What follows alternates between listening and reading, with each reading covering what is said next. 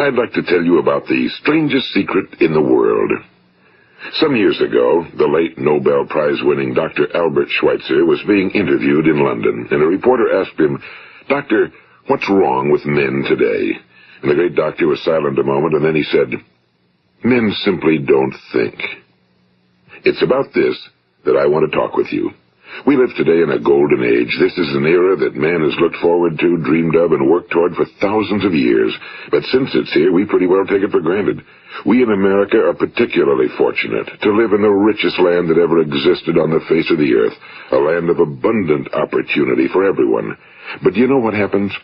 Well, let's take 100 men who start even at the age of 25. Do you have any idea what will happen to those men by the time they're 65? These 100 men who all start even at the age of 25 believe they're going to be successful. If you ask any one of these men if he wanted to be a success, he'd tell you he did. And you'd notice that he was eager toward life, that there was a certain sparkle to his eye, an erectness to his carriage, and life seemed like a pretty interesting adventure to him. But by the time they're 65, 1 will be rich. 4 will be financially independent. 5 will still be working. 54 will be broke. Now think a moment. Out of the 100, only 5 make the grade. Now why do so many fail? What has happened to the sparkle that was there when they were 25? What's become of the dreams, the hopes, the plans? And why is there such a large disparity between what these men intended to do and what they actually accomplished? When we say about 5% achieve success, we have to define success. And here's the best definition I've ever been able to find. Success is the progressive realization of a worthy ideal. If a man is working toward a predetermined goal and knows where he's going, that man is a success. If he's not doing that, he's a failure. Success is the progressive realization of a worthy ideal. Rollo May, the distinguished psychiatrist, wrote a wonderful book called Man's Search for Himself. And in this book he says, the opposite of courage in our society is not cowardice. It is conformity. And there you have the trouble today. It's conformity, people acting like everyone else without knowing why, without knowing where they're going. Now think of it. In America right now, there are over 18 million people 65 years of age and older. And most of them are broke. They're dependent on someone else for life's necessities. Now, we learn to read by the time we're 7. We learn to make a living by the time we're 25. Usually by that time, we're not only making a living, we're supporting a family. And yet by the time we're 65, we haven't learned how to become financially independent in the richest land that has ever been known. Why? We conform. And the trouble is that we're acting like the wrong percentage group, the 95 who don't succeed. Now, why do these people conform? Well, they really don't know. These people believe that their lives are shaped by circumstances, by things that happen to them, by exterior forces. They're outer-directed people. A survey was made one time that covered a lot of men, working men, and these men were asked, "Why do you work? Why do you get up in the morning?" 19 out of 20 had no idea. If you ask them, they'll say, well, everyone goes to work in the morning, and that's the reason they do it, because everyone else is doing it. Now let's get back to our definition of success. Who succeeds? The only person who succeeds is the person who is progressively realizing a worthy ideal. He's the person who says, I'm going to become this, and then begins to work toward that goal. I'll tell you who the successful people are. A success is the school teacher who's teaching school because that's what he or she wants to do. The success is the woman who's a wife and mother because she wanted to become a wife and mother and is doing a good job of it. The success is the man who runs the corner gas station because that was his dream. That's what he wanted to do. The success is the successful salesman who wants to become a top-notch salesman and grow and build with his organization. A success is anyone who is doing deliberately a predetermined job because that's what he decided to do deliberately. But only 1 out of 20 does that. That's why today there isn't really any competition unless we make it for ourselves. Instead of competing, all we have to do is create. You know, for 20 years, I looked for the key which would determine what would happen to a human being. Was there a key I wanted to know which would make the future a promise that we could foretell to a large extent? Was there a key that would guarantee a person's becoming successful if he only knew about it and knew how to use it? Well, there is such a key, and I found it. Have you ever wondered why so many men work so hard and honestly without ever achieving anything in particular, and others don't seem to work hard and yet seem to get everything? They seem to have the magic touch. You've heard them say that about someone. Everything he touches turns to gold. And have you ever noticed that a man who becomes successful tends to continue to become successful? And on the other hand, have you noticed how a man who's a failure tends to continue to fail? Well, it's because of goals. Some of us have goals, some don't. People with goals succeed because they know where they're going. It's that simple. Think of a ship leaving a harbor, and think of it with the complete voyage mapped out and planned. The captain and crew know exactly where it's going and how long it'll take. It has a definite goal. Now, 9,999 times out of 10,000, it will get to where it started out to get. Now, let's take another ship, just like the first, only let's not put a crew on it or a captain at the helm. Let's give it no aiming point, no goal, no destination. We just start the engines and let it go. I think you'll agree with me that if it gets out of the harbor at all, it will either sink or wind up on some deserted beach, a derelict. It can't go anyplace because it has no destination and no guidance, and it's the same with a human being. Take the salesman, for example. There's no other person in the world today with the future of a good salesman. Selling is the world's highest paid profession, if we're good at it and if we know where we're going. Every company needs top-notch salesmen, and they reward those men. The sky's the limit for them. But how many can you find? Someone once said the human race is fixed, not to prevent the strong from winning, but to prevent the weak from losing. The American economy today can be likened to a convoy in time of war. The entire economy is slowed down to protect its weakest link, just as the convoy had to go at the speed that would permit its slowest vessel to remain in formation. That's why it's so easy to make a living today. It takes no particular brains or talent to make a living and support a family today. So we have a plateau of so-called security, if that's what a person's looking for. But we do have to decide how high above this plateau we want to aim. Now let's get back to the strangest secret in the world, the story that I wanted to tell you today. Why do men with goals succeed in life and men without them fail? Well, let me tell you something which, if you really understand it, will alter your life immediately. If you understand completely what I'm going to tell you from this moment on, your life will never be the same again. You will suddenly find that good luck just seems to be attracted to you. The things you want just seem to fall in line, and from now on you won't have the problems, the worries, the gnawing lump of anxiety that perhaps you've experienced before. Doubt, fear, well, they'll be things of the past. Here's the key to success and the key to failure. We become what we think about. Now let me say that again. We become what we think about. Throughout all history, the great wise men and teachers, philosophers and prophets have disagreed with one another on many different things. It's only on this one point that they are in complete and unanimous agreement. Listen to what Marcus Aurelius, the great Roman emperor, said. A man's life is what his thoughts make of it. Disraeli said this. Everything comes if a man will only wait. I've brought myself by long meditation to the conviction that a human being with a settled purpose must accomplish it, and that nothing can resist a will that will stake even existence for its fulfillment. Ralph Waldo Emerson said this, a man is what he thinks about all day long. William James said, the greatest discovery of my generation is that human beings can alter their lives by altering their attitudes of mind. And he also said, we need only in cold blood act as if the thing in question were real, and it will become infallibly real by growing into such a connection with our life that it will become real. It will become so knit with habit and emotion that our interest in it will be those which characterize belief. And he also said, if you only care enough for a result, you will almost certainly attain it. If you wish to be rich, you will be rich. If you wish to be learned, you will be learned. If you wish to be good, you will be good. Only you must then really wish these things and wish them exclusively, and not wish at the same time 100 other incompatible things just as strongly. In the Bible you read in Mark 9:23, if thou canst believe, all things are possible to him that believeth. My old friend Dr. Norman Vincent Peale put it this way, this is one of the greatest laws in the universe. Fervently do I wish I had discovered it as a very young man. It dawned upon me much later in life, and I found it to be one of the greatest, if not my greatest discovery outside of my relationship to God. The great law, briefly and simply stated, is that if you think in negative terms, you will get negative results. If you think in positive terms, you will achieve positive results. That is the simple fact, he went on to say, which is at the basis of an astonishing law of prosperity and success. In 3 words, believe and succeed. William Shakespeare put it this way: our doubts are traitors and make us lose the good we oft might win by fearing to attempt. George Bernard Shaw said, people are always blaming their circumstances for what they are. I don't believe in circumstances.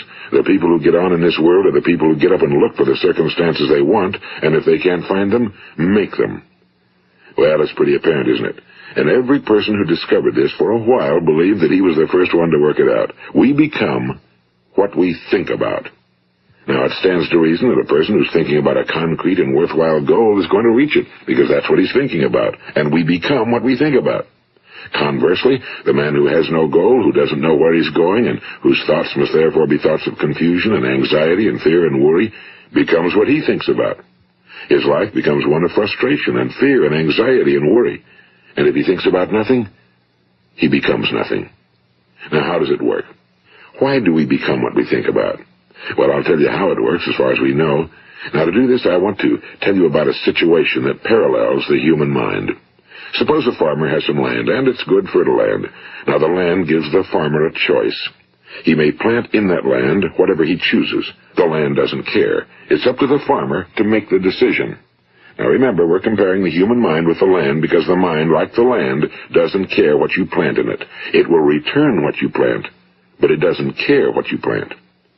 Now, let's say that the farmer has 2 seeds in his hand. One is a seed of corn. The other is nightshade, a deadly poison. He digs 2 little holes in the earth, and he plants both seeds, one corn, the other nightshade. He covers up the holes, waters, and takes care of the land, and what will happen? Invariably, the land will return what's planted. As it's written in the Bible, as ye sow, so shall ye reap. Now remember, the land doesn't care. It'll return poison in just as wonderful abundance as it will corn. So up come the 2 plants, one corn, one poison. Now, the human mind is far more fertile, far more incredible and mysterious than the land, but it works the same way. It doesn't care what we plant. Success, failure. A concrete, worthwhile goal, or confusion. Misunderstanding, fear, anxiety, and so on. But what we plant, it must return to us. You see, the human mind is the last great unexplored continent on Earth. It contains riches beyond our wildest dreams. It will return anything we want to plant. Now, you might say, well, if that's true, why don't people use their minds more? Well, I think they figured out an answer to that one, too. Our mind comes as standard equipment at birth. It's free, and things that are given to us for nothing we place little value on. Things that we pay money for, we value. The paradox is that exactly the reverse is true. Everything that's really worthwhile in life came to us free. Our minds, our souls, our bodies, our hopes, our dreams, our ambitions, our intelligence, our love of family and children and friends and country, all these priceless possessions are free. But the things that cost us money are actually very cheap and can be replaced at any time. A good man can be completely wiped out and make another fortune. He can do that several times. Even if our home burns down, we can rebuild it. But the things we got for nothing, we can never replace. The human mind isn't used because we take it for granted. Familiarity breeds contempt. It can do any kind of job we assign to it, but generally speaking, we use it for little jobs instead of big, important ones. Universities have proved that most of us are operating on about 10% or less of our abilities. So decide now, what is it you want? Plant your goal in your mind. It's the most important decision you'll ever make in your entire life. What is it you want? Do you want to be an outstanding salesman? A better worker at your particular job? Do you want to go places in your company? In your community? Do you want to get rich? All you've got to do is plant that seed in your mind, care for it, work steadily toward your goal, and it will become a reality. It not only will, there's no way that it cannot. You see, that's a law, like the laws of Sir Isaac Newton, the laws of gravity. If you get on top of a building and jump off, you'll always go down. You'll never go up, and it's the same with all the other laws of nature. They always work. They're inflexible. Think about your goal in a relaxed, positive way. Picture yourself in your mind's eye as having already achieved this goal. See yourself doing the things you will be doing when you've reached your goal. Ours has been called the phenobarbital age, the age of ulcers and nervous breakdowns and tranquilizers, at a time when medical research has raised us to a new plateau of good health and longevity. Far too many of us worry ourselves into an early grave trying to cope with things in our own little personal ways without learning a few great laws that will take care of everything for us. These things we bring on ourselves through our habitual way of thinking. Every one of us is the sum total of his own thoughts. He is where he is because that's exactly where he really wants to be, whether he'll admit that or not.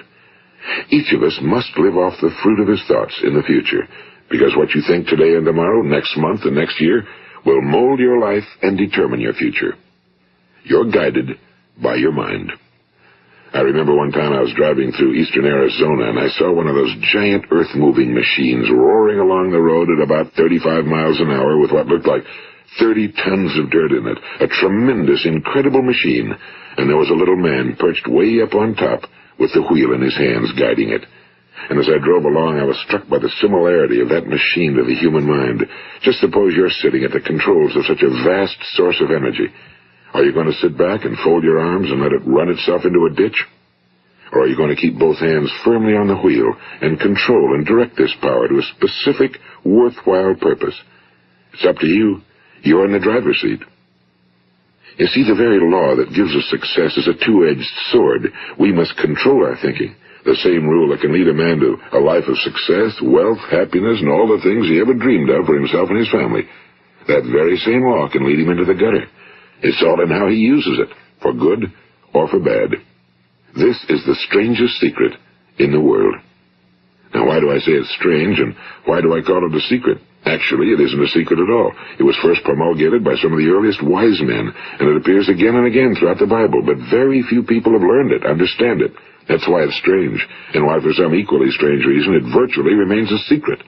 I believe that you could go out and walk down the main street of your town and ask one man after another what the secret of success is, and you probably wouldn't run into one man in a month who could tell you. Now, this information is enormously valuable to us if we really understand it and apply it. It's valuable to us not only for our own lives, but the lives of those around us, our families, employees, associates, and friends. Life should be an exciting adventure. It should never be a bore. A man should live fully, be alive. He should be glad to get out of bed in the morning. He should be doing a job he likes to do because he does it well. One time I heard Grove Patterson, the great late editor-in-chief of the Toledo Daily Blade, make a speech, and as he concluded his speech, he said something I've never forgotten. He said, "My years in the newspaper business have convinced me of several things. Among them, that people are basically good, and that we came from someplace, and we're going someplace. So we should make our time here an exciting adventure. The architect of the universe didn't build a stairway leading nowhere." And the greatest teacher of all, the carpenter from the plains of Galilee, gave us the secret time and time again. As ye believe, so shall it be done unto you. I've explained the strangest secret in the world and how it works. Now, on this side, I want to explain how you can prove to yourself the enormous returns possible in your own life by putting this secret to a practical test. I want you to make a test that will last 30 days. It isn't going to be easy, but if you'll give it a good try, it will completely change your life for the better. Now, back in the 17th century, Sir Isaac Newton, the English mathematician and natural philosopher, gave us some natural laws of physics which apply as much to human beings as they do to the movement of bodies in the universe. And one of these laws is that for every action, there is an equal and opposite reaction. Simply stated, as it applies to you and me, it means we can achieve nothing without paying the price. The results of your 30-day experiment will be in direct proportion to the effort you put forth. To be a doctor, you must pay the price of long years of difficult study. To be successful in selling, and remember that each of us succeeds to the extent of his ability to sell. Selling our families on our ideas, selling education in schools, selling our children on the advantages of living the good and honest life, selling our associates and employees on the importance of being exceptional people. To, of course, the profession of selling itself. But to be successful in selling our way to the good life, we must be willing to pay the price. Now, what is that price? Well, it's many things. First, it's understanding emotionally, as well as intellectually, that we literally become what we think about, that we must control our thoughts if we're to control our lives. It's understanding fully that as ye sow, so shall ye reap. Second, it's cutting away all fetters from the mind and permitting it to soar as it was divinely designed to do. It's the realization that your limitations are self-imposed and that the opportunities for you today are enormous beyond belief. It's rising above narrow-minded pettiness and prejudice. And third, it's using all your courage to force yourself to think positively on your own problem, to set a definite and clearly defined goal for yourself, to let your marvelous mind think about your goal from all possible angles, to let your imagination speculate freely upon many different possible solutions, to refuse to believe that there are any circumstances sufficiently strong to defeat you in the accomplishment of your purpose, to act promptly and decisively when your course is clear, and to keep constantly aware of the fact that you are at this moment standing in the middle of your own acres of diamonds, as Russell Conwell used to point out. And fourth, save at least 10% of every dollar you earn. It's also remembering that no matter what your present job, it has enormous possibilities if you're willing to pay the price. Now let's just go over the important points in the price each of us must pay to achieve the wonderful life that can be ours. It is, of course, worth any price. 1. You will become what you think about. 2. Remember the word imagination and let your mind begin to soar. 3. Courage. Concentrate on your goal every day. 4. Save 10% of what you earn. And 5. Action. Ideas are worthless unless we act on them. Now, I'll try to outline the 30-day test I want you to make. Keep in mind that you have nothing to lose by making this test and everything you could possibly want to gain. There are 2 things that may be said of everyone. Each of us wants something, and each of us is afraid of something. I want you to write on a card what it is you want more than anything else. It may be more money. Perhaps you'd like to double your income or make a specific amount of money. It may be a beautiful home. It may be success at your job. It may be a particular position in life. It could be a more harmonious family. Each of us wants something. Now write down on your card specifically what it is you want. Make sure it's a single goal and clearly defined. You needn't show it to anyone, but carry it with you so that you can look at it several times a day. Think about it in a cheerful, relaxed, positive way each morning when you get up, and immediately you have something to work for, something to get out of bed for, something to live for. Look at it every chance you get during the day and just before going to bed at night.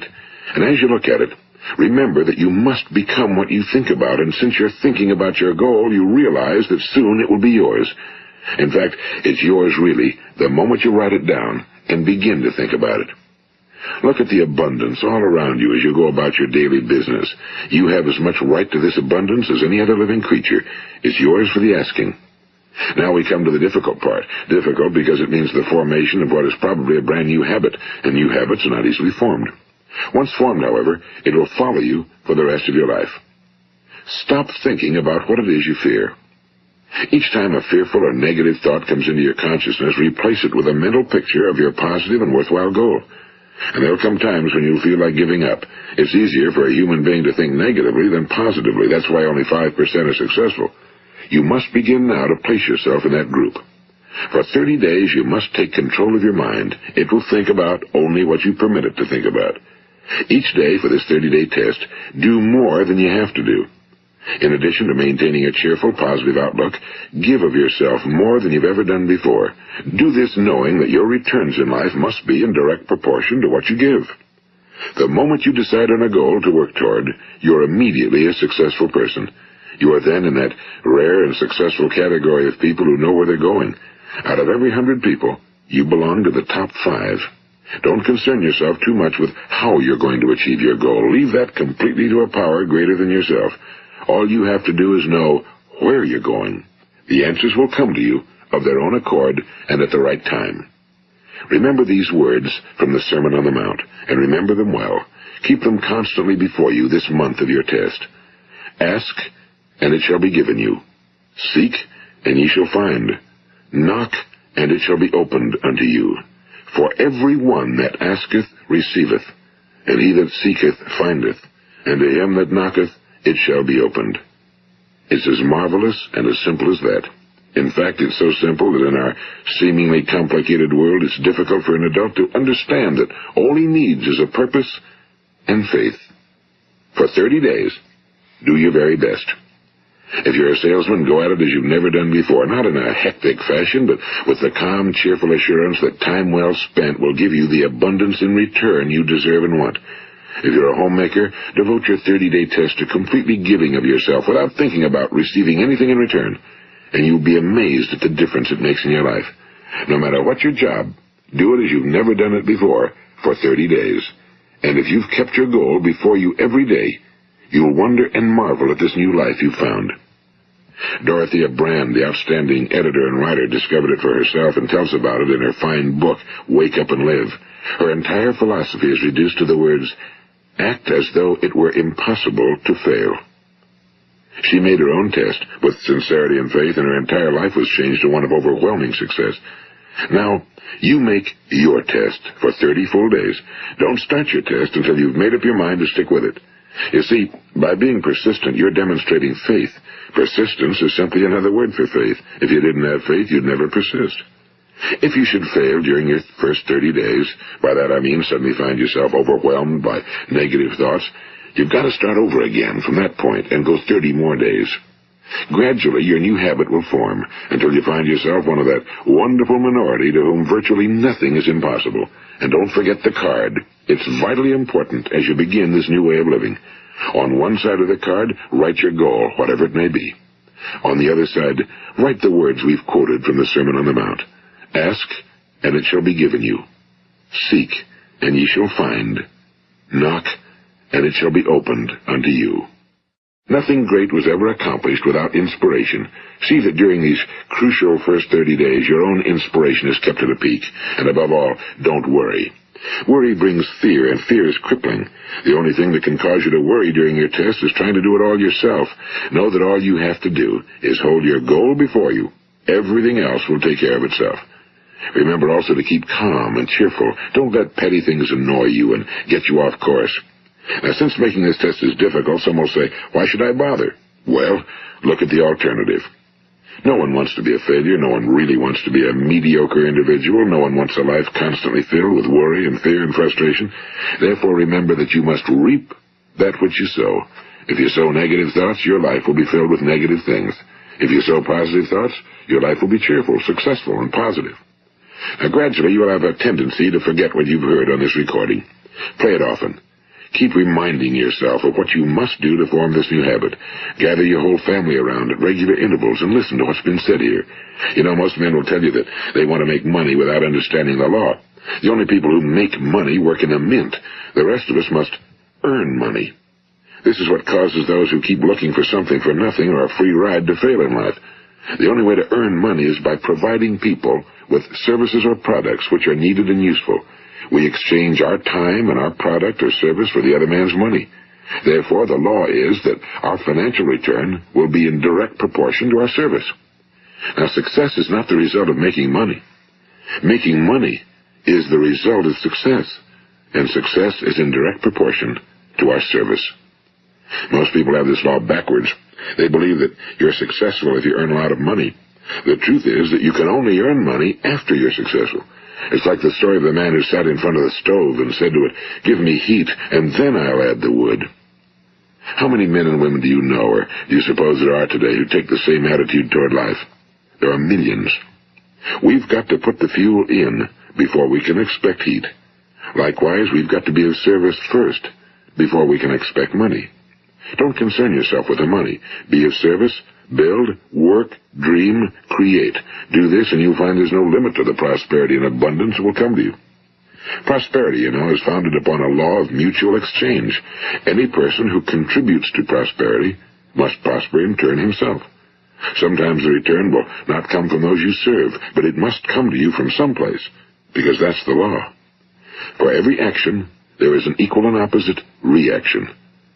As you go daily through your 30-day test period, remember that your success will always be measured by the quality and quantity of service you render, and money is a yardstick for measuring this service.